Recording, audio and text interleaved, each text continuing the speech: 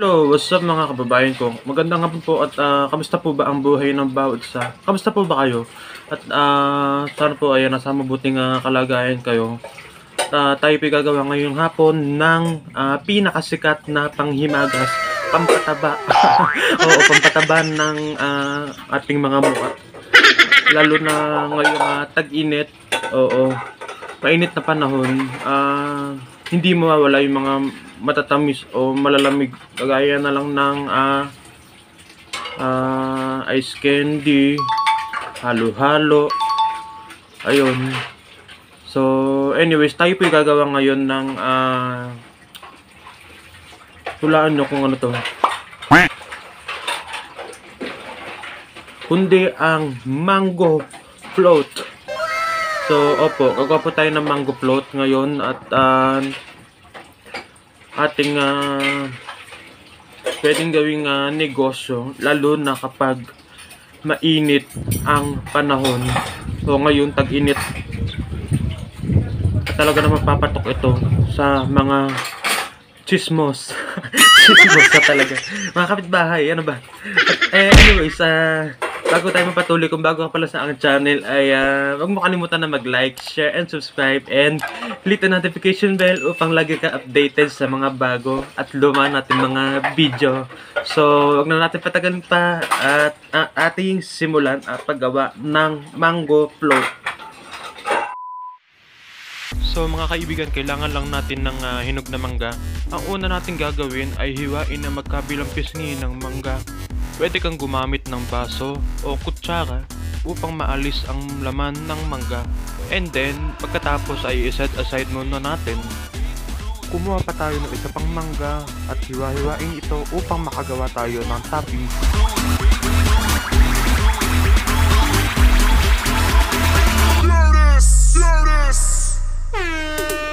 So ito naman ang ating gagamiting gatas, kundi ang 2-in-1 Angel Condensada. So yung iba po, kadalasan ay gumagamit po sila ng kondensada at saka cream. So ang akin lang ay gumagamit ako ng 2-in-1 Angel Condensada. So hindi po ito sponsor . So balikan natin ang ating binalatang mangga at i-mash ito hanggang sa madurog. Pagkatapos ilagay ang 2-in-1 Condensada. Ang sumunod naman natin gagawin ay gumamit tayo ng electric whisk mixer upang mapabilis ang proseso ng paggawa ng icing ng ating mango float. So ito naman yung ating MY San Graham crackers na gagamitin sa kada layer ng ating mango float.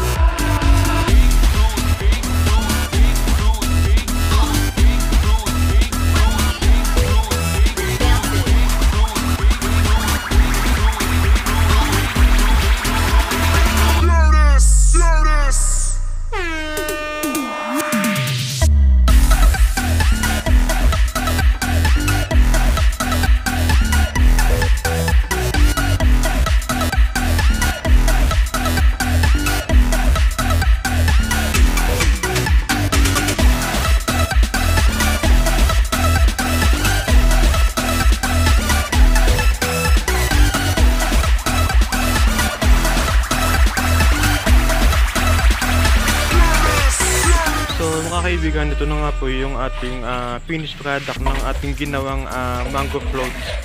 At pwede na natin siya ilagay sa ref hanggang tumigas. At pwede na natin itong makain.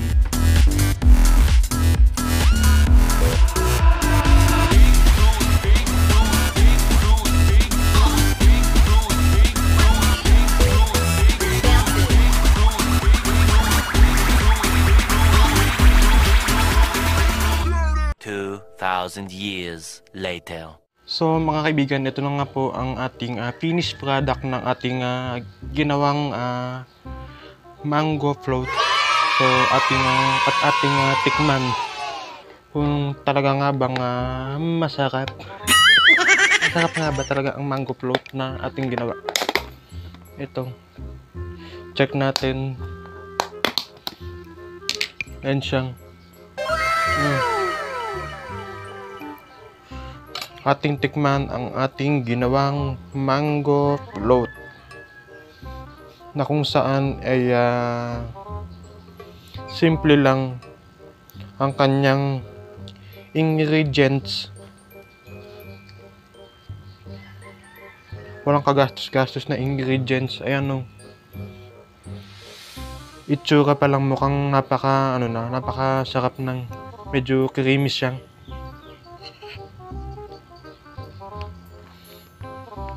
At ating tikman ang ginawang mango float. Paulit-ulit.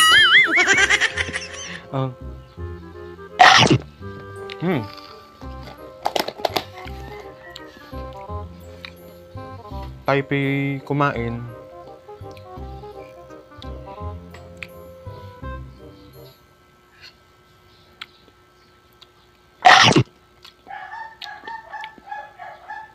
Yung lasa niya, medyo okay naman. Hindi siya matabang, hindi siya matamis na matamis. Saktuhan lang. Dagdag sa linamnam ng pinakatinapay, yung graham na nilagay natin ditong tinapay. Perfect na perfect to sa mainit na panahon.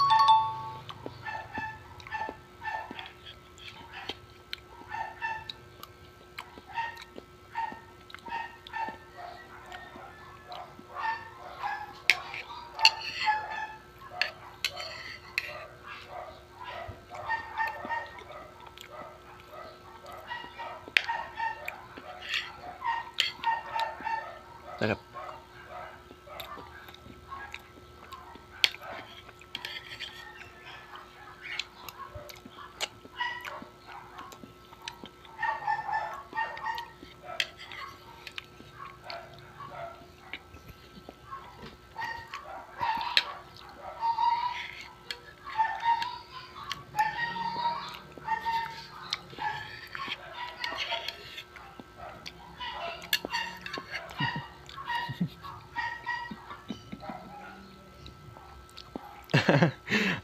Ubos. Oh. Taob ang mango float. Kuha pa tayo ng isa pang. Hindi ko talaga mahuli yung lasa eh. Hindi ko mahuli dahil masarap ang mango float. Ayan. Kuha pa tayo ng isa pang.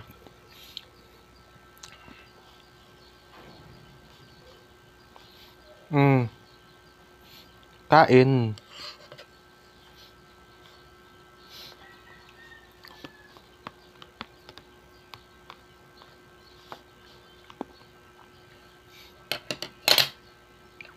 Ay, nahulog.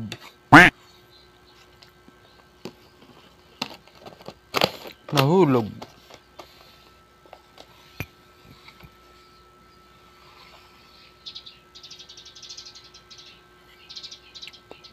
Talaga naman nagustuhan ko yung lasa niya. Hindi siya matamis na matamis. Mild lang yung lasa niya. Wala tayo nilagay na dito. Hindi na tayo naglagay ng condensed milk. Kasi siyang templado na. Yung isang lata lang na kasi yung iba gumagamit sila ng evaporated milk at saka kondensada. Yung ginagamit ng kadalasan na gumagawa ng mango float. So, yung iba naglalagay ng matawag doon.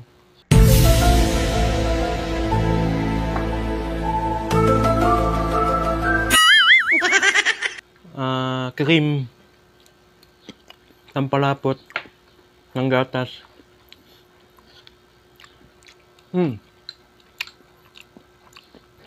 Kain lang ng kain at ako'y nagmamantika na kitang-kita yung pawis ko. Kasi napakainit na yun. Naligo ka? Naligo na. Ako po yung nagmamantika na dahil na napakainit. Kayakta ang pawis. Kami ba yung kumakain?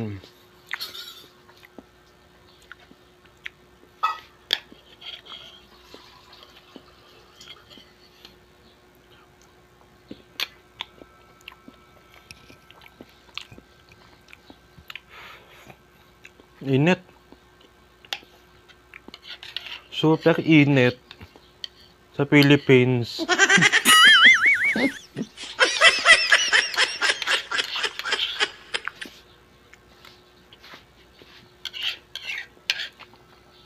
So, ayun po. Tayo po'y magmukbang ng mango float. Oh, kain pa more. Sige. Kain hanggat maubos. De joke lang. Patitikim pa natin yung iba na to. Ayan. Talaga naman nagustuhan.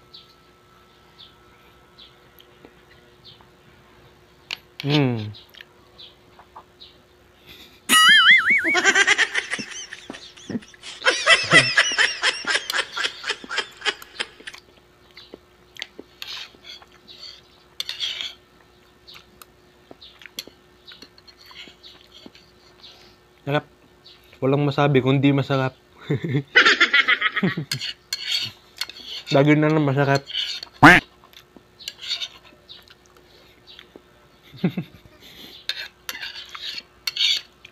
So, ayun po.